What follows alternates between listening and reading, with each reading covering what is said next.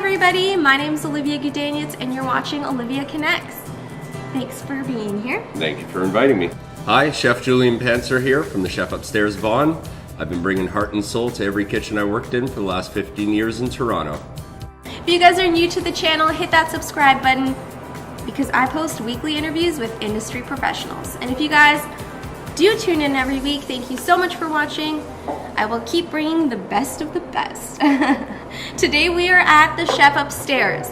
So pretty much they host everything from bachelorette parties, kids cooking classes, adult cooking classes, team building events for corporate organizations. So you will find almost everything here. So just check out their website and you guys can connect. Today we are at the Vaughan location, but they have two locations, Vaughan and Toronto, which we will check out shortly after. So I want to start off by asking Julian here, our chef, do you have a specialty? So, as most chefs in Toronto have trained classically in Italian and French cuisine. So most of my training comes in Italian cuisine, but I've traveled quite a bit and just with the number of people working in different restaurants with me, I've had an opportunity to train in cuisines like Thai, Vietnamese, Caribbean, Moroccan.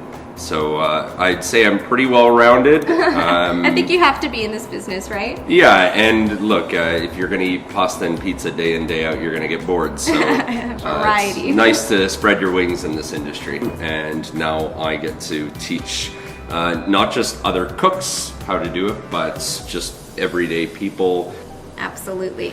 So what I like about the Chef Upstairs is that it's 100% nut and peanut free. That's correct. So there is an allergy aware program. Was there an incident that sparked this movement or? No, just we find that it's very difficult for parents of children who have nut and peanut allergies to find a suitable facility to either have catered food from or to have cooking classes in.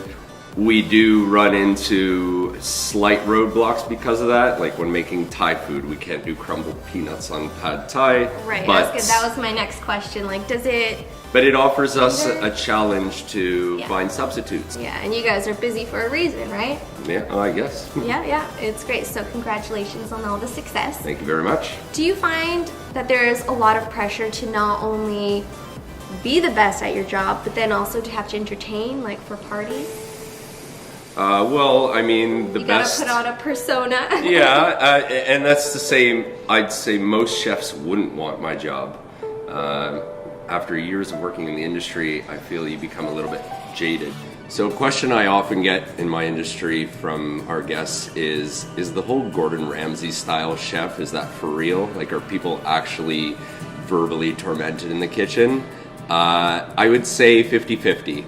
So there's a lot of chefs that are very much in the old school way of things, which is the strict brigade system, like a drill sergeant, and they say the only way to get food out as quickly and as perfectly as possible, I guess in the time restraint we have, is to push people beyond their abilities by essentially verbally tormenting and demeaning them. So I've had some chefs that don't do that, but I've had most chefs that do that. So why do they still do that, even with human resources and the fact that we're kind of this new generation that isn't so used to that? Is I guess it's about earning your stripes. So yeah, I would say most chefs wouldn't want the job of having to 50% cook, but then 50% be the entertainer, the host. Be the face. I love it. It's just you flip a switch and you're on. And when I teach kids, I flip a different switch. Yeah, that's great. Yeah. Well, there's got to be a job for everybody, so I'm glad you found the right one for you. Thank you.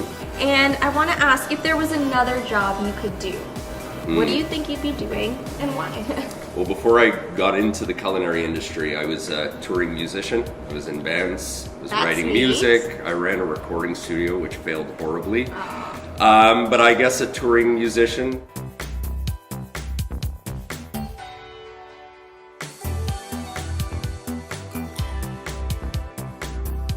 We have made it over to the Chef Upstairs, the Toronto location, and right now we are joined with Walt Medeiros. Welcome. Thank you. Or I guess welcome to me because I'm in your little nook. Absolutely. Welcome to the Chef Upstairs, as we say at the beginning of our classes. Thank you. So tell me about your job. First I have to ask, Do you love it? Because you've been doing it for quite some time. Absolutely. You still in love with it? I am. This is why I keep doing it. Do you have like a dish that you're like, this is the Walt dish? Actually, no. People ask me that all the time. All the time, and my answer is the same all the time. It's like, no, I don't have a specialty. Okay. I love cooking every type of cuisine from all over the world. So tell me a little bit about your journey. How did this all spark for you? I've been quite passionate about cooking. I mean, I didn't know it when I was quite young, being 10 years old or so, but I guess it was just in my makeup, and it's something I kept coming back to. Yeah, all roads lead to the chef upstairs. Absolutely. What is the most important item in your kitchen?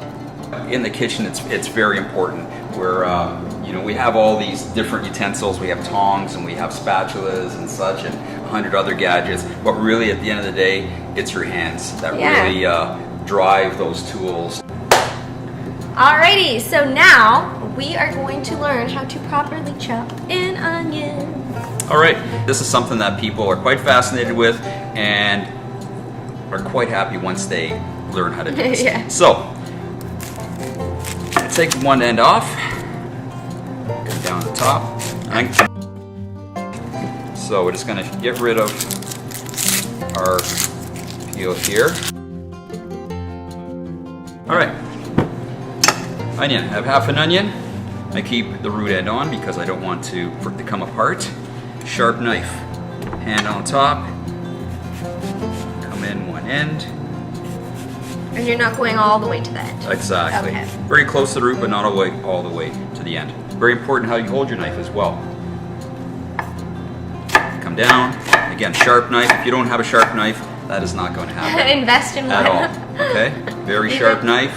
Hold it properly. And then you come across, and there is our chopped onion. And you're making sure you're curving your fingers, is it, that I'm noticing? Or so you don't obviously slice your fingers off? Absolutely. You don't hold it just like that, like a lot of people do. But we encourage people to actually get your hand, get your fingers on the blade itself, put it down, find your comfort zone. Well, that was so quick. Let me show you another way. We can also... There's another way? Well, depending on what you're doing with your onion, you may be caramelizing onions, let's say, so you're going to be slicing as opposed to dicing.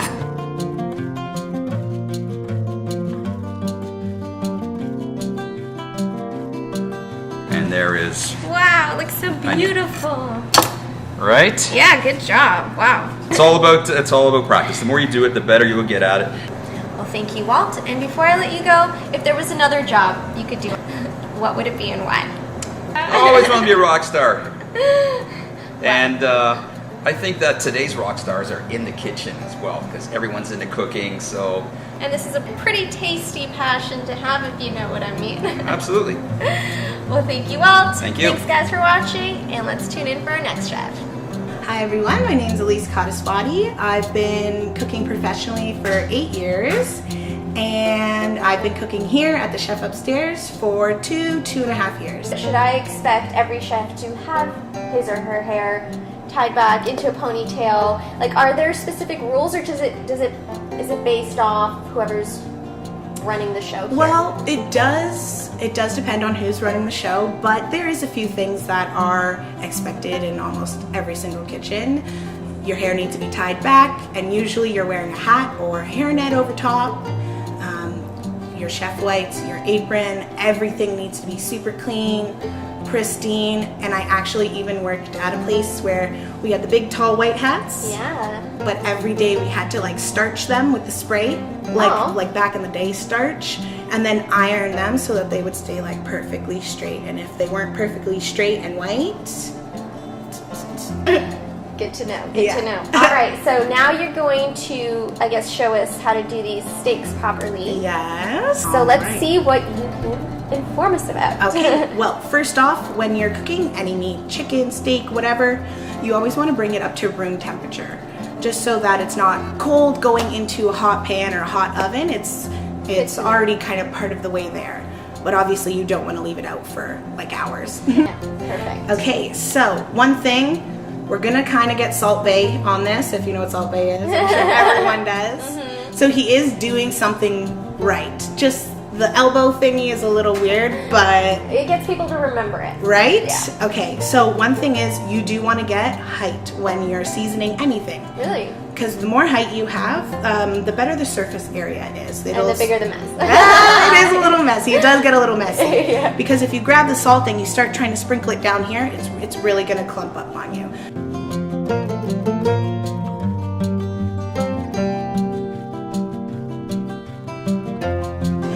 So anytime you're searing your steak, you want your pan super, super hot. And if you can have it smoking hot, which you can see a little bit here, Yeah, I can see it. you want it smoking hot. And when you are cooking at very high temperatures, you do want to choose your oils appropriately. Okay. So I do have vegetable oil and some olive oil here. So anytime you're working with high temperature, you want to use your vegetable. So we're just going to get a nice coat in the pan. Give it a few seconds just to get nice and warm also. Mm-hmm. Grab your tongs, and when you're placing anything into hot liquid, you obviously don't want to start from up here, Yeah, dropping in it's and splash. Yeah. So you always want to go into the pan and place it away from yourself, because Got if you it. come this way, it also can splash. That has happened to me before. Not gonna lie, I'm sure everybody. And you always want to check the first piece of meat that you put in the pan. That's the one that you want to check first. So give a peek. It's going to take a minute or so. All right, let's see here. I'm not getting a little flame.